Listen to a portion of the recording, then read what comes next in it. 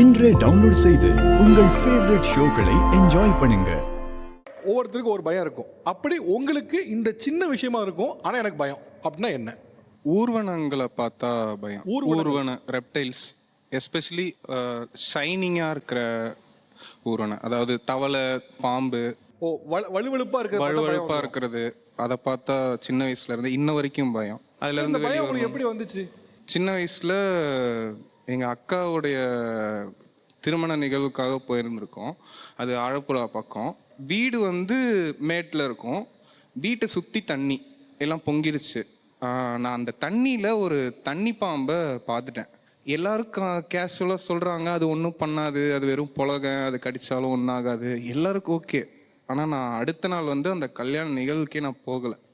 அந்த பாம்பை பார்த்து? ஆமாம், பாம்பை பார்த்து நான் இறங்கவே மாட்டேன், தண்ணியில் கால் வைக்க மாட்டேன்ட்டேன். அடுத்த நாள் கொஞ்சம் குறைஞ்சதுக்கப்புறம் அது தோடுன்னு சொல்லுவாங்க, அங்கே வல்லன்னு ஒரு போட் வச்சு அதில் போவாங்க, அதில் தான் ஏறினேன். தண்ணியில் கால் வைக்கல.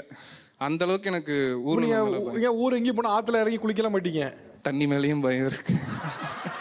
பாம்புன்னு தானே ஆரம்பிச்சிங்க, தண்ணியும் பயங்குறீங்க. ஓகே, இப்போ இதில் வந்து அவர் பாம்பு குறித்து பயம்னாரு. இதில் வந்து பாம்பு குறித்து எனக்கு பயமே கிடையாது, பாம்பெல்லாம் கையில் பிடிச்சி விளாடுவேன், பாம்பெல்லாம் அசால்ட் எனக்கு அப்படின்னு சொல்கிறோம் யாரு? எனக்கு வந்து ஒரு ஏர்லி மார்னிங்கில் பாம்பு வந்து கடிச்சிருச்சிங்க சார். ஆக்சுவலி தோட்டத்து வாசப்படி பக்கமாக போகும்போது. என்ன பாம்பு அது வந்து கட்டுவிரியன் அப்படின்னு. ஆமாம், அது ரொம்ப பாய்சனஸ் பாம்பாச்சு. ஆமாம் சார். 9 month பேபி கையில் இருந்தா. அப்போ அவங்க சொன்னாங்க, நீ திரும்ப உன் குழந்தைய பார்க்கணுன்னா உனக்கு பாம்பு கடிச்சிருச்சுன்ற மைண்ட் செட்டே உன்னுடைய ஞாபகத்தில் இருக்கக்கூடாது. ஒன்றை நீ எவ்வளோ கான்ஃபிடென்ட்டாக வச்சுக்கிறியோ அப்போ தான் உன்னுடைய குழந்தைய நீ திரும்ப வந்து பார்க்க முடியும். ஸோ அதனால் எனக்கு பாம்பு கடிச்சிருச்சு அப்படின்ற பதட்டத்தை கொஞ்சம் கூட உன் மனசில் காமிச்சிக்கவே கூடாது. ரிலாக்ஸ் மைண்டோடு இருக்கணும். எனக்கு ஒன்றும் இல்லை, எனக்கு எதுவும் ஆகிடாது அப்படின்னு ஒரு கான்ஃபிடென்ட் உனக்கிட்ட இருந்தால் மட்டும்தான் எங்களுடைய ட்ரீட்மெண்ட் உங்களுக்கு ஒர்க் பண்ணும் அப்படின்னு சொல்லிட்டாங்க. நான் லாஸ்ட்டு ஸ்டேஜ் 6 ஸ்டேஜ் கண்டிப்பாக ஐசியூவில் இருந்தேன் சார். நல்ல பாம்பு கடித்தவங்களாம் என் கண்ணு முன்னாடியே என்னோடய வார்டில் ஐசியூவில் இருக்கும்போது டெத் ஆகியிருக்காங்க. அதையும் நான் பார்க்குறேன். ஆனாலும் எனக்கு அது ஃபுல் கான்சியஸ் எனக்கு தெரியவே இல்லை. தென் நான் திரும்ப வந்து இப்படி பேசுவேன்றது கூட எனக்கு அந்த நிமிஷத்தில் எனக்கு தெரியல.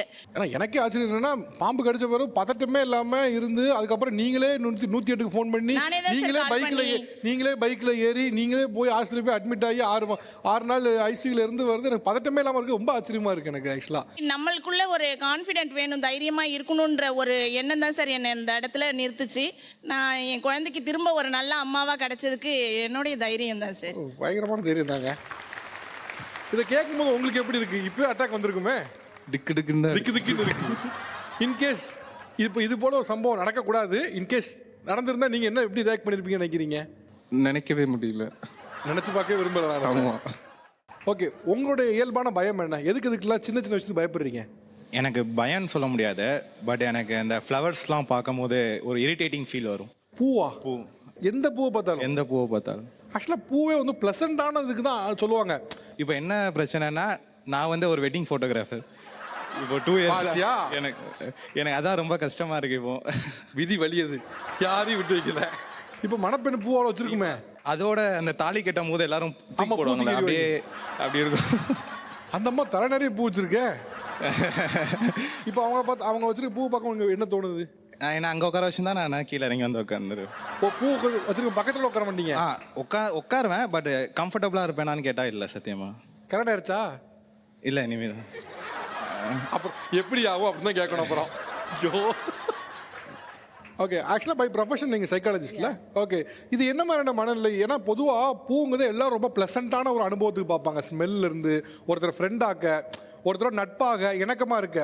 அவர் பூ வந்து இரிட்டேட்டிங்காக இருக்குது, எனக்கு எரிச்சல் ஆகுது அப்படிங்கிறது. ஆக்சுவலாக இது எப்படி உருவாகுது? ஸோ அவங்களுக்கு ஃப்ளவர் வந்துட்டு ஒரு முழுமையான ஒரு ஃப்ளவரை பார்த்தா பயமாக இருக்கா, இல்லை அதுக்கு நடுவில் இருக்கிற அந்த ஃபிபோனாக்சி பேட்டர்ன் சொல்லுவாங்க, அந்த பேட்டர்னை பார்த்தா அவங்களுக்கு பயமாக இருக்கா?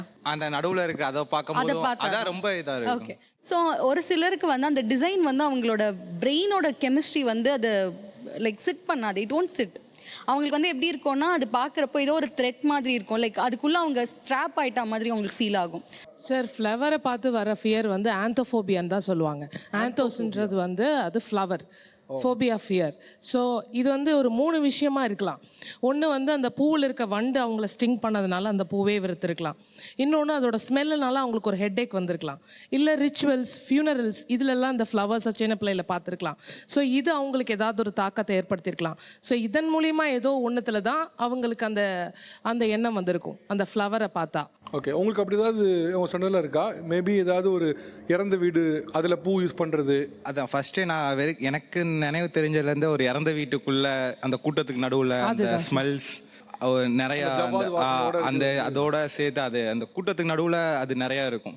ஸோ நம்மளே வந்து ரோட்டில் போகும்போது ஒரு ஃபியூனரல் முடிஞ்சிருக்கும், அந்த இடத்துல நம்ம போடும்போது ஒரு மனசே ஒரு ஹெவியாக இருக்கும். ஸோ அதை மாதிரி அவர் ஒரு வேளை ஃபீல் பண்ணியிருக்கலாம், அதனால் இந்த ஃபோபியா வந்திருக்கலாம். உங்களுக்கு இதெல்லாம் பார்த்தா பயம்? 3 கேட்டகரி ஆஃப் ஃபியர் எனக்கு இருக்கு சார். ஃபர்ஸ்ட் வந்து இந்த பயம் வந்து எனக்கு மட்டும் தான் இருக்கா இல்லை வேற யாரா இருக்கான்னு எனக்கு தெரியல. எனக்கு வந்து இந்த எலி கடிச்ச துணியை பார்த்தா கொஞ்சம் பயம் சார். எலி கடிச்ச துணியை பார்த்தா? ஆமாம் சார். அந்த செகண்ட் ஒன் அவரோட பேண்ட் ஜீன்ஸில் கூட அந்த இது வந்து அந்தோட பேட்டர்னில் இருக்கு சார்.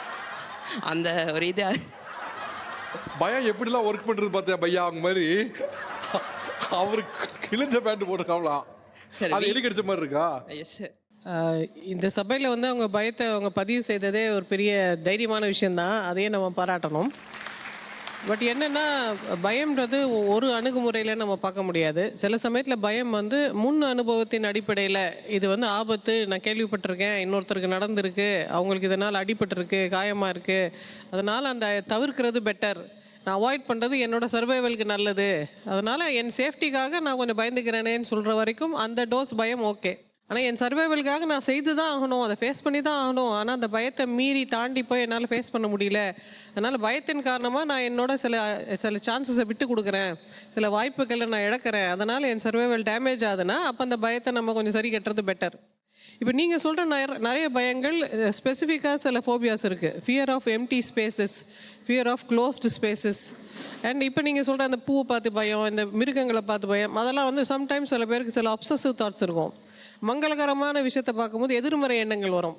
விளக்கேற்றினா, பூஜை போட்டா, சாமி படத்தை பார்த்தா, பக்தி சம்மந்தப்பட்ட விஷயங்களை பார்க்க வருது எதிர்மறை எண்ணம்.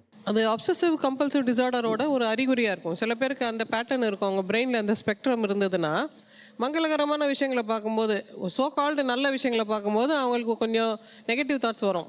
அப்போ அதை பார்க்காம இருந்துட்டா பெட்டர் இல்லை? ஸோ சில பேருக்கு சில விதமான இஷ்யூஸ், சில பேருக்கு அது ட்ராமேட்டிக்காக இருக்கும். அவங்களுக்கு ஏற்கனவே நடந்த ஒரு இப்போ தாக்குதலாக இருக்கலாம், இப்போ பயங்கரமாக ஒரு கோழி கடையில் காளை மாடு முட்டினவங்க இருப்பாங்க கிராமத்தில், அவங்க பாட்டு வயல் வேலை செய்துட்டு இருப்பாங்க, பின்னாடியிலேருந்து வந்து காளை மாடு முட்டி தூக்கிடும். அதுக்கப்புறம் மாட்டை பார்த்தா அவங்களுக்கு பயம் வந்துடும். மாடு தானேங்க நம்ம சொல்லலாம், ஆனால் அவங்க பார்த்துருப்பாங்கல்ல. அதெல்லாம் போக ரொம்ப எக்ஸ்ட்ரீம் கேட்டஸ்ட்ரோஃபி இருக்குல்ல, ஏதோ உலகம் அழிய போது நான் என்னை பாதுகாக்கணுன்றது ரொம்ப கேட்டஸ்ட்ராஃபிக் திங்கிங். அது ஒன்று ட்ராமாலேருந்து கற்றுக்குறாங்க, இல்லை அவங்களுக்கே வந்து அதீதமாக நெகட்டிவாக யோசிக்கிற ஒரு தன்மை இருக்குது. பட் இது ஒரு விதத்தில் அவங்கள சேஃப்கார்ட் பண்ணாலும் இன்னொரு விதத்தில் இயல்பு வாழ்க்கையில் கலக்க விடாமல் தடுக்குதில்ல, அதனால் அவங்களுக்கு இதுக்கான முறையான சிகிச்சை எடுத்துக்கிட்டால் பெட்டர்.